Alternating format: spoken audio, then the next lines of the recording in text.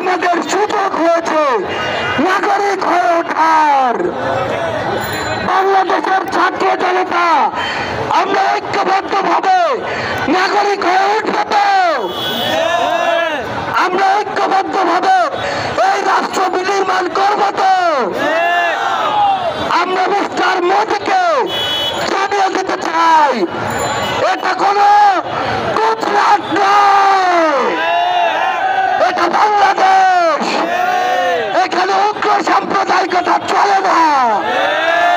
এখানে গুজব দিয়ে মানুষ হত্যা করে ক্ষমতায় যাওয়া যায় না। আমরা পৃথিবীর প্রত্যেকটি দেশকে বলে দিতে চাই, আমাদের সাথে সম্পর্ক হতে হবে সম্মানের, সম্পর্ক হতে হবে সমতার। কেউ যদি শোষণের দৃষ্টিতে আমাদের দিকে তাকায়, আমরা সেই চোখ উপড়ে ফেলবো। আমরা আপনাদেরকে একটি কথা বলে দিতে চাই, আগামীর বাংলাদেশে আপনাদের হোক জাতীয় নাগরিক কমিটি সাম্য, মানবিক মর্যাদা এবং ন্যায় বিচারের বাংলাদেশ রাষ্ট্র কায়েম করবে।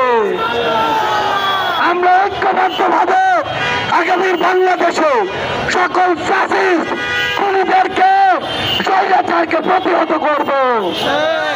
আপনাদের সাথে আমাদের আগামীর পথ চলা হবে সংগ্রামের রাজপথে, অথবা বিজয়ে। ইনকিলাব জিন্দাবাদ। ধন্যবাদ সারজি সাহেবকে। এ পর্যায়ে সমাপনী বক্তব্য রাখবেন জাতীয় নাগরিক কমিটির সম্মানিত আহ্বায়ক নাসিরউদ্দিন পাটোয়ারি। আমি নাসিরউদ্দিন পাটোয়ারি ভাইকে তার সমাপনী বক্তব্য রাখার জন্য বিনীতভাবে অনুরোধ জানাচ্ছি। বিসমিল্লাহির রহমানির রহিম।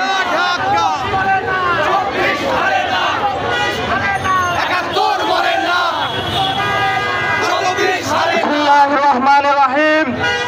সারা বাংলাদেশ থেকে জাতীয় নাগরিক কমিটির বিভিন্ন ইউনিট যারা এখানে আজকে এই বিজয় র্যালিতে একত্রিত হয়েছেন, জাতীয় নাগরিক কমিটির কেন্দ্রীয় সদস্যবৃন্দ এবং নেতৃবৃন্দ যারা এখানে উপস্থিত হয়েছেন, প্রিয় সাংবাদিক বৃন্দ যারা উপস্থিত হয়েছেন, আজকের এই জনতার মুখে যারা দূরে এবং কাছে শুনছেন, সকলকে জানাচ্ছি আসসালাম।